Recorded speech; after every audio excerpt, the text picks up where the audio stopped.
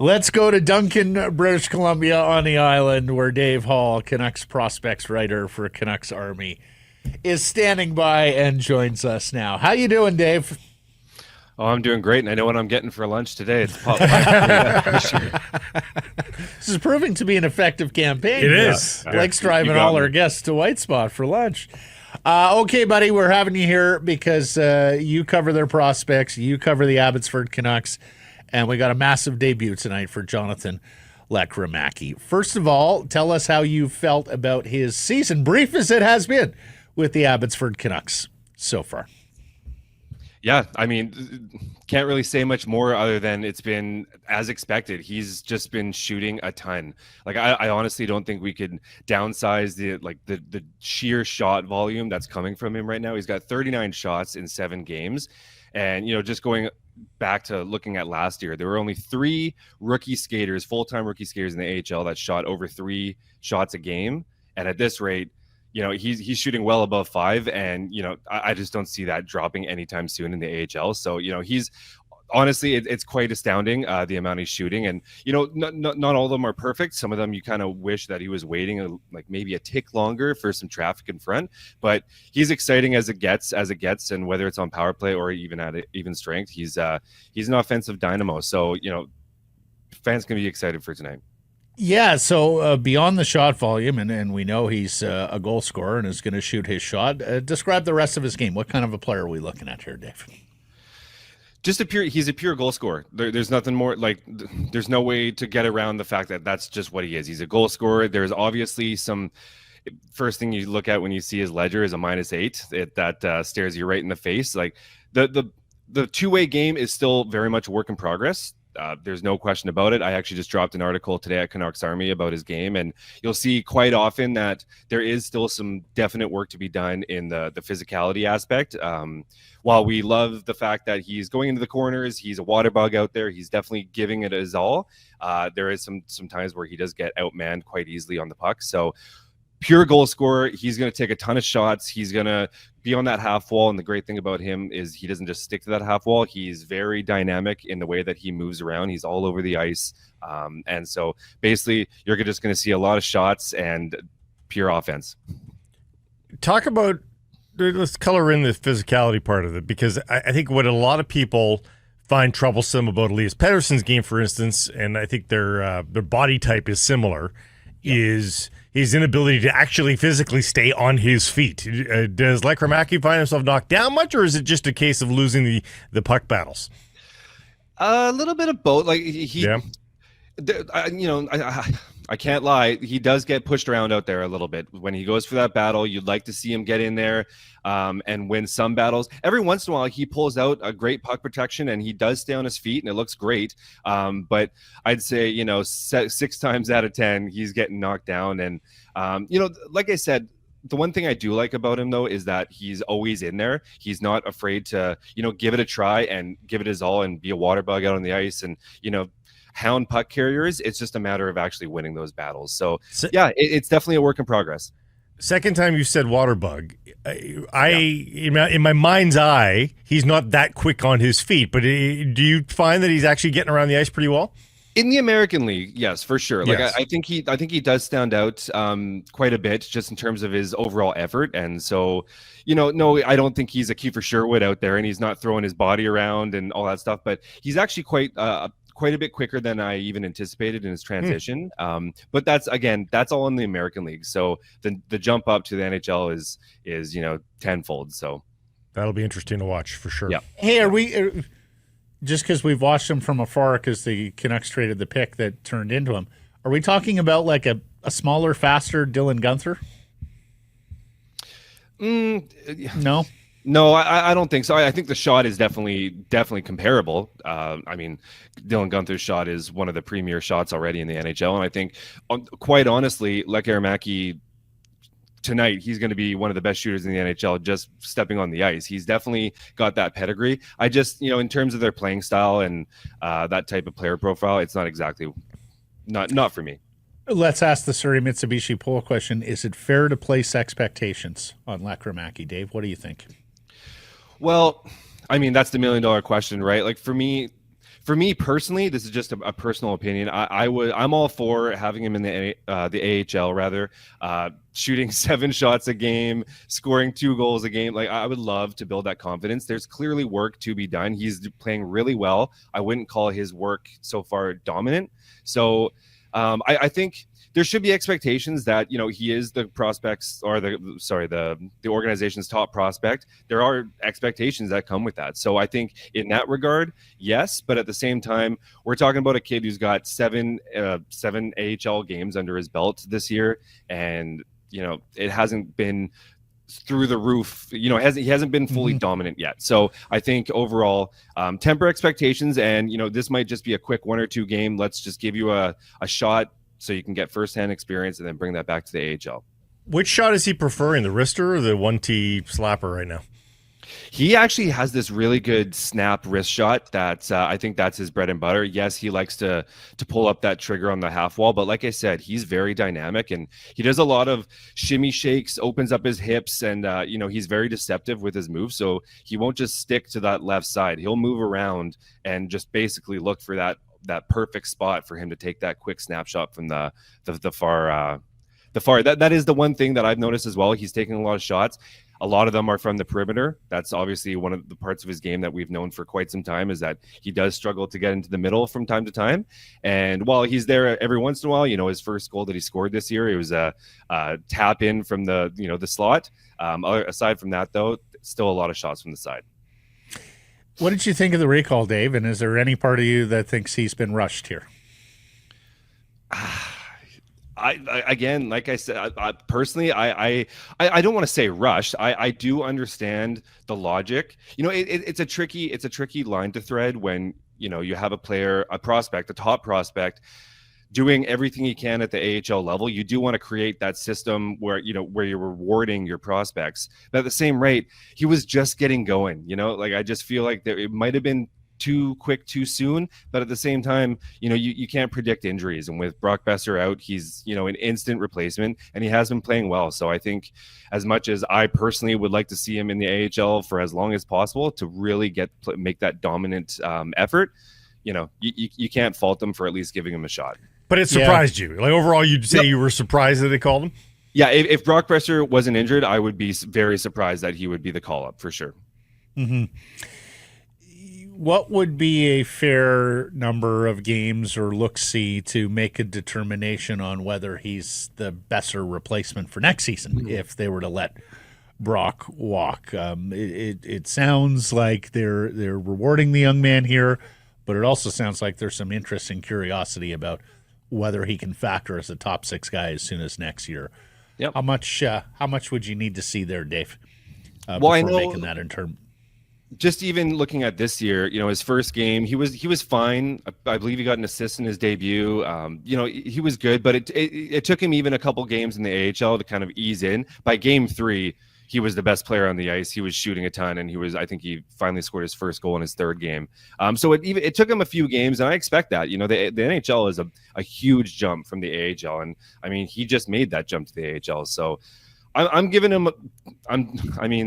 I think 10 games is probably a good expectation of, you know, a true sign of what's to come from Jonathan Lekkerimäki. Our Steve Bains has been recalled. He played the one AHL game, his first AHL game. He was all over the place with 3 points and has been a semi-regular for the Vancouver Canucks. What have you made of his progress this season? Yeah, he's an AHL all-star, and he truly is. He comes down to the AHL and he just instantly stands out. It's quite something. That's why last year, you know, when you basically everything you heard, it was true. He's so fast in the AHL. He's got all the skill in the world. He's a workhorse. He does all the things right at the AHL. So, you know, you gotta love what you see. And so when you see his game from the AHL, you think, yes, he's ready to play NHL games. Like he stands out. And then, you know, it doesn't quite click in the NHL, and that's just a testament just to how big of a jump that truly is, and why, you know, maybe temper expectations on Lekkerimäki just slightly, just give him a little bit of leeway, you know. But Bains, with, you know, his increasing comfort in the NHL, I think it's pretty exciting for the Canucks to see this development so quickly. From, again, this is one of the reasons why taking a flyer on an overage league leading scorer in junior. Not a bad idea. I mean, those players still have something to develop, I think, going forward. And Bains was a no-brainer for the Vancouver Canucks, and he's paying them back, isn't he? Well, you're seeing that in San Jose right now too. I wrote a free agent NCAA signing wish list last year, and Colin Graff was at the top of my list. And he's with the Barracuda right now, and he's lighting the AHL up. So I agree. I don't think there's anything wrong with taking a flyer on a 20-plus forward or defenseman that have done some stuff in the NCAA. I think it's a great idea. Win-win. Yeah, no, and if it only costs you the contract spot, that's not a lot, right? Yep. I saw you tweeting about Canucks goaltending prospect Aku Koskinvo at Harvard University, Dave. There is a lot of good news there, even if there isn't great news at the AHL goaltending level. More on that in a second. But tell us about young Koskinvo and what he's been up to. Yeah, I've really liked him since last year. Like, I'll be the first to admit I'm not, I don't consider myself a goalie whisperer. I'm not going to be David Quadrelli here talking about post integrations and whatnot. But he's very sound between the pipes. Every single game that I've watched of him, he's very, very sound between there. He's been with Harvard his entire NCAA career, and it seems every single time I watch him, Harvard doesn't score many goals, and they're allowing a ton. So he's keeping them in there. He lost his first game of the season 2-1, so he just wasn't getting any offense. And then he gets a shutout this weekend, makes 47 saves in 2 games, and he was the AC goaltender of the week for that. And for the first time this year, this will be the year that he actually gets it's his net. He's been sharing the net for about 2 years now, so he's been getting sporadic starts here and there, but this year it's him. He's going to get all the starts, and so far so good. I've really liked him. I think there is a possibility that we do see him in the spring. I just think he's proven what he needs to prove, and now that he'll finally have a year under his belt of being that number one guy, I think there's a chance that we see him. Yeah, 164 goals against, a 931 save percentage. It's only in 3 games, but as you mentioned, it's a terrific start. He played for Finland at the World Juniors last year, I suspect. Oh, no, sorry. Played for Finland at the World Juniors 2 years ago. That's right. So he is pedigreed, a 6'4" kid, too. He'll be 22 in February. We thought that would be a crowded crease, though, in the spring if they did bring him in.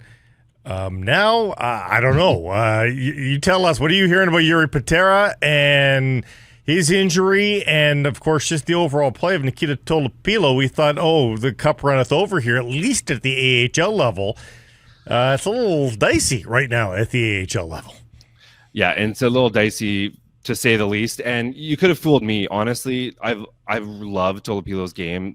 Going back to last year, he's just been head and shoulders their best goalie. Like, even with Seelovs in the net last year, he just came in at times and was just so calm, cool, and collected between the pipes. Again, not a goalie whisperer, but he was just back there, just not getting stressed. Seelovs still, like, it just seemed he was letting in those long range shots where Tolopilo wasn't. It seemed like he was kind of the guy. He was a little bit older, 24 at the time. So you kind of tempered expectations to see what would happen. And he came out this year gangbusters. He was 3-0. He was stopping everything. He looked Tolopilo, from last year, and then out of nowhere he goes on this stretch where he can't stop a puck. He's letting everything in, whether it's long range, short range, shots that he should have, that he's letting everything in. And so the exact opposite effect happened with Patera. He had a terrible start, allowed 6 goals in the first game, and then he went on a dominant stretch, bailing Tolopilo out. And I think he went in 10 periods, he only allowed 2 goals, and then he goes down with an injury. So it's been a carousel. So far, we haven't heard what actually is wrong with Patera. I did tweet out the actual play itself. He went and made a string of 3 saves, and it was a little awkward. It looked like he did stretch something in his leg a little bit, potentially the popliteus. Who knows? Don't you dare! Don't you? You heard it here, folks. Yeah, so we don't know what it is, but it's a shame because he was finally just starting to heat up and, bailing Tolopilo out. So now it's kind of sink or swim for Tolopilo. I'm not too concerned. It's a small sample size of him playing like this. It's the first real stretch where I've personally noticed that he's played like this, but as of right now, it's hasn't been good. There's not much confidence in his stopping ability. Would you feel better if Ian Clark was still coaching goaltenders in this organization, Dave? Oh, I mean, of course, Ian Clark's Ian Clark. You know, it's hard to argue the results. Yeah, and I do know that he's a big advocate for many of the goalies in the system, and so you know they are Ian Clark goalies, and so it is an interesting. You know, the timing is interesting.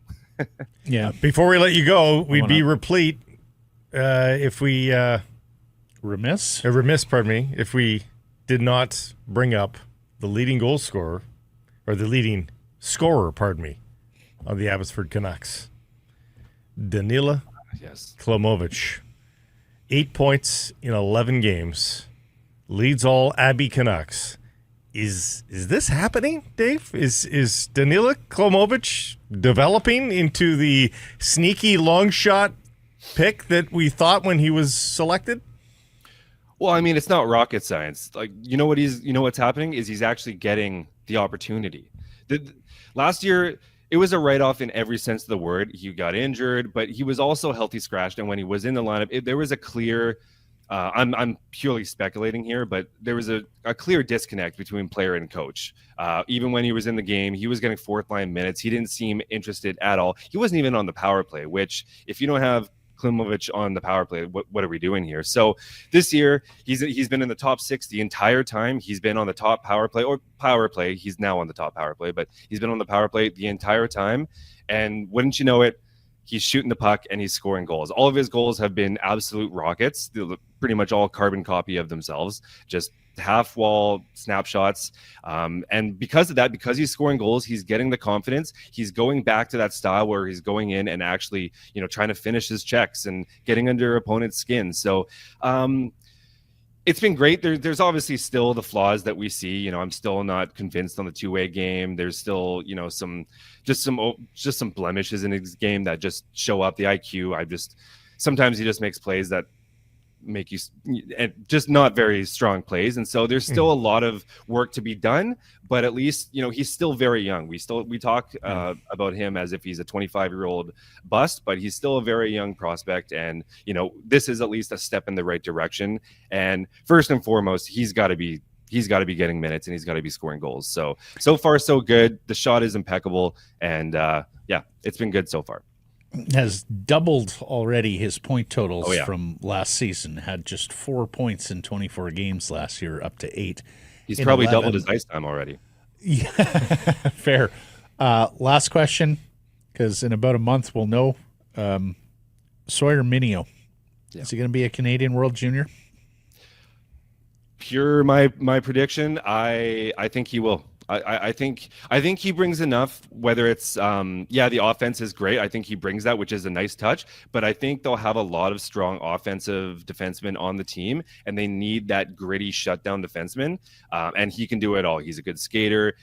He's sometimes a little too much. He's extremely aggressive and he can shut them down and he can pop in a goal from here and there. He's got that wicked shot. So my personal prediction, I think he does. I know that they played him a lot with Zane Parekh in the World Summer Showcase. So I think there is something there and I think he squeezes in as that 6th defenseman. At the very least, I think he's there as a defenseman, whether it's a 7th defenseman or a 6th, but I think he's there.